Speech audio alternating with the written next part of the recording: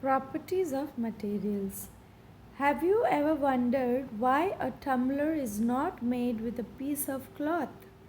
Recall our experiments with piece of cloth in chapter number 3.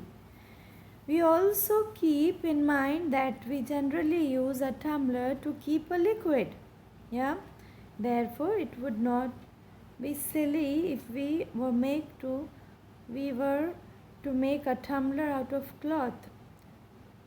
What we need for a tumbler is glass, plastic, metal or other such materials that will, it's very important, hold water. Yeah. Similarly, it will not be wise, wouldn't be wise to use paper like materials for cooking vessels, right? So, materials which are needed to store has to hold the material first, right? So we cannot keep liquid in the water, liquid in the paper or in the cloth, cloth bag, because we will not be able to hold the liquid. They are porous, right? Look at this diagram. What is happening? She's storing in a water. She's storing the water into a bag like thing made up of clouds. What is happening? It's all falling down, isn't it? It's dropping, drop, drop, drop, drop. It's dropping. Water is dropping. Okay. We see then that we choose a material to make an object depending on its properties. This is very important. How do we choose the materials to make an object? We choose the material to make an object depending on its properties and the purpose for which the object is to be used. Okay, this is very important, children. So this comes in the exam. And how do we choose the objects or the materials? How do we choose the materials for making an object? So we choose the material for making an object depending upon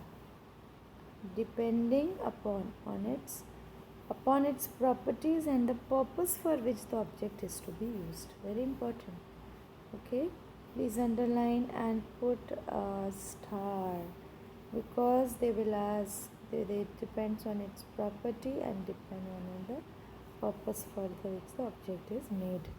Okay, children? So, what are the properties of materials that would be important for their usage? Some properties are discussed here. Okay, so let's move ahead. Appearance. The first property is appearance, children. Okay, so this is the appearance. So materials usually look different from each other, isn't it? Wood looks very different from iron. Iron appears different from copper or aluminium. At the same time, there may be some similarities between iron, copper and aluminium that are not there in the wood. Okay. So there may be some similarities and some dissimilarities. Now let's move to activity number 3. Collect small pieces of different materials like paper, cardboard, wood, copper, wire, aluminium sheet, chalk. Do any of these appear shiny? Separate the shiny materials into a group. Okay, so now because we are separating the objects on the basis of appearance, so we'll look about how does it appear, whether it's shiny or non-shiny, right? So from the appearance we are doing. Now observe as a teacher cuts each material into 2 pieces and look at the freshly cut surface. What do you notice? Does the freshly cut surface of these materials appears appear shiny, include these objects also in the group of shiny material. If I cut you know a small metal piece, you will see a shiny material. Do you notice such a shine or luster in the other material? Cut them any way as you can. Repeat this in the, of course here not in the class, here in your room, with as many materials as possible, and make a list of those with and without luster. Luster means shine. Okay, so we are actually segregating or sorting or separating the objects which are made up of objects which are shiny in appearance, right? So sorting the materials based on appearance, so it will be two groups. We are dividing the whole objects into two groups, whether it is shiny or it is not shiny. Yeah, so whether it does have luster or it doesn't. Instead of cutting, you can rub the surface of material with the sandpaper to see it has luster. Okay, you can just rub it against the sandpaper. Look at this. Cutting the pieces of materials and see they have luster. Can you see here, children? When you cut them, you find the luster here. So this is, when you cut it, you find the luster. What is luster? Luster means shine. Okay. So here we are done with the shine. Yeah. So materials that have luster are usually, what are these materials that have luster? So they are usually iron, copper, aluminium, gold. Okay, they are the examples of metals. Okay, examples. This is very important, children. Okay, they have luster. So usually all the metals, when you cut it into pieces or you just rub it with a sandpaper, you will see the luster.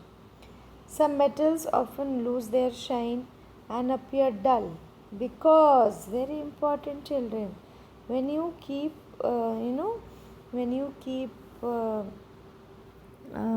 silverware, after some time the shine, it goes away, it fades. Anything when you keep, even if your simple articles which is present at your home made of metals, they become dull after some time. Why? This is very, very important question, children. You have to underline this. Okay. Some metals often lose their shine and appear dull because of the action of air and moisture. Children, this is very important. Some materials, you have to please underline it. Some metals often lose their shine and appear dull because of the action of air and moisture on them. The metals react with the air present in the environment and moisture present in the environment, and it becomes dull. They form the oxide of that metal, right? And it becomes dull. We therefore notice that the luster only on freshly cut surface. When you visit an ironsmith or a workshop, look out for freshly cut surfaces of metal rods to see if they have luster. Okay, children? So here we are done with one of the properties called luster.